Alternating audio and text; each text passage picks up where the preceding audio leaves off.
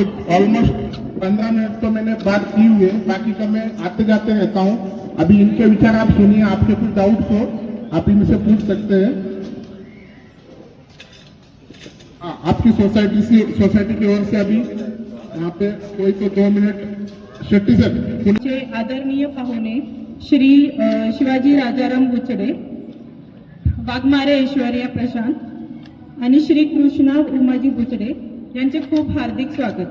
आम्ही ही भेट मागितली कारण आम्ही सहयोगात्मक विकासावर विश्वास ठेवतो आणि तुमचे नेतृत्व आमच्या परिसराच्या उन्नतीसाठी महत्त्वाचे आहे। आमच्या सोसायटीमध्ये 400हून अधिक कुटुंबे राहतात आणि आम्हाला एक सक्रिय समुदाय असल्याचा अभिमान आहे। आम्ही उच्च दर्जा आमचे थेट ऐकण्यासाठी वेळात वेळ काढल्याबद्दल आणि या सोसायटीला भेट दिल्याबद्दल तुमचे खूप खूप धन्यवाद। मी तुम्हाला रिक्वेस्ट करते की तुम्ही दीप प्रज्वलन करून एक भाषण आमच्यासाठी किंवा एक मार्गदर्शन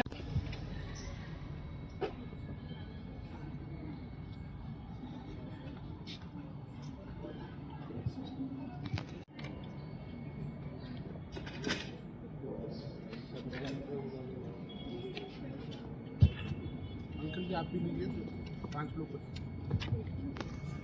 जाते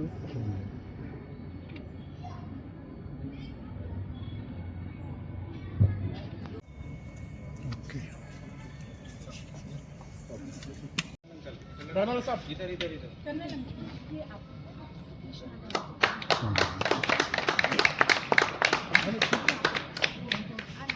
मला नको नाही असं कसं दादा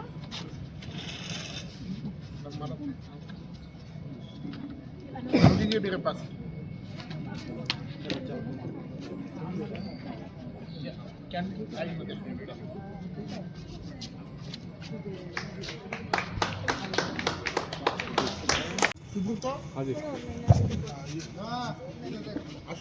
त्याप्रमाणे माझ्यासोबत जिल्हा परिषदेसाठी शिवाजीदादा बुचडे पाटील आहेत। याआधी मी हिंजवडी ग्रामपंचायतमध्ये काम केलं आहे, उपसरपंच म्हणून काम पाहिलं आहे, त्यामुळे ग्रामस्तरावर काम करण्याचा मला अनुभव आहे। आपण सर्वांनी मला संधी दिली तर नक्कीच दादासोबत मी माझे काम पूर्ण करेन। एवढे बोलून मी माझे 2 शब्द थांबवते। धन्यवाद। अभी जिला परिषद उम्मीदवार माननीय श्री शिवाजीराव बुचडे आपसे 2 मिनट बात करके अपना परिचय देंगे। उपस्थित सर्व एअर कॅस्टर सोसायटीचे सभासद झाला आणि आपल्याशी संवाद साधण्याचा योग आला। पुणे जिल्हा परिषदेची सार्वत्रिक निवडणूक आणि मुळशी पंचायत समितीची निवडणुकीच्या निमित्तानं आपल्याशी संवाद साधण्यासाठी या ठिकाणी आलेलो आहे। आता एअर कॅस्टर सोसायटी माझ्याच गावातली सोसायटी आणि बऱ्याच म्हणजे 10-15 वर्षापासून या ठिकाणी आपण सर्वजण राहत आहे। मला तर 10 वर्षापेक्षा जास्त कालावधी बऱ्याच जणांना या ठिकाणी राहताना झालेला आहे आणि प्रत्येक वेळेला आम्ही जाता येता पाहतो, कधीतरी कामानिमित्त कोणाला भेटण्यासाठी आम्ही सोसायटीत येत असतो। आता या ठिकाणी प्रमुख समस्या तर काय वाटत नाहीत काय आहेत म्हणून, तरी मला वाटतं पाण्याची समस्या असेलच, कारण पूर्ण गावातच पाण्याची समस्या आहे, त्याप्रमाणे सगळ्यांचीच पाण्याची समस्या असणार आहे। तर त्या बाबतीत मला सांगायचं आहे की या ठिकाणी मुळशी प्रादेशिक योजना टप्पा क्रमांक 2 मध्ये मारुंजी गाव आपलं आहे आणि त्याच्या पाण्याच्या टाक्यांचं काम चालू आहे। तब्बल 70 लाख लिटर पाणी प्रतिदिन मारुंजी गावाला मिळणार आहे आणि ते मुळशी धरणाचं स्वच्छ पाणी असेल। तर त्यासाठी आपल्याला आता पाण्याच्या टाक्यांचं काम चालू आहे। लवकरच या ठिकाणी ते टाक्यांचं काम पूर्ण झाल्यानंतर प्रत्येक सोसायटीसाठी डिस्ट्रीब्युशन लाईन येईल आणि त्यातून आपल्याला पाणी मिळेल। म्हणजे ही एक प्रमुख समस्या त्या ठिकाणी मार्गी लागेल लवकरात लवकर। त्यानंतर बाकी आता ट्रॅफिकची समस्या सांगितली तर त्यासाठी वॉर्डनसाठी आम्ही प्रयत्न करणारच आहे, तो सगळ्यांचाच प्रश्न आहे। तो अभी पानी की जो समस्या थी उसके बारे में तो मैंने बोला, मराठी में बोला, अभी जिनको समझ में नहीं आया होगा वापस मैं रिपीट करता हूँ। जय श्री राम।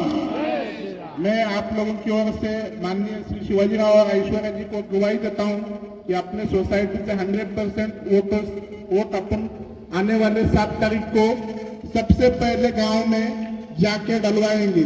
ये मेरी भी अपील है और विनती भी और मैं आश्वासन भी दे रहा हूँ। तीनों चीजें एक साथ कर रहा हूँ, आप लोग सहयोग देते आए हुए मुझे इसके आगे भी दीजिए। धन्यवाद। परस्परचे मुलं अलाड युनिव्हर्सिटी अलाड पब्लिक स्कूल मध्ये आहेत। ऍक्च्युली काय होतं, जेव्हा आम्ही पिकअप करायला जातो तेव्हा इथं जे भाजीचे 2 स्टॉल आहेत ना, तिथं खूप गाड्या लागलेल्या असतात.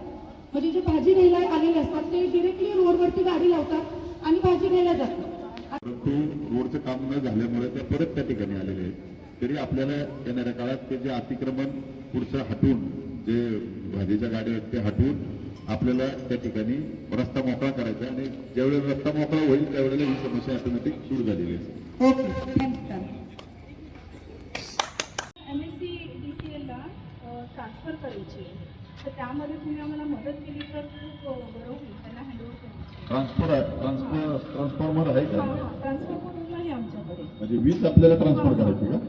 म्हणजे काय बसवले गव्हर्नमेंटच्या ह्याच्यातून तर कॉमन एरियाची लाईट पूर्ण फ्री होऊन जाईल. उलटी आपल्याकडे जर जास्ती जनरेट झाली तर ती MSCBला विकता येईल. तर त्याच्यासाठी आपण ही जी जिल्हा परिषदेच्या माध्यमातून ती स्कीम आपण राबवणार आहे. त्यासाठी पुढच्या काळात आपल्याला प्रयत्न करून ती राबवायची.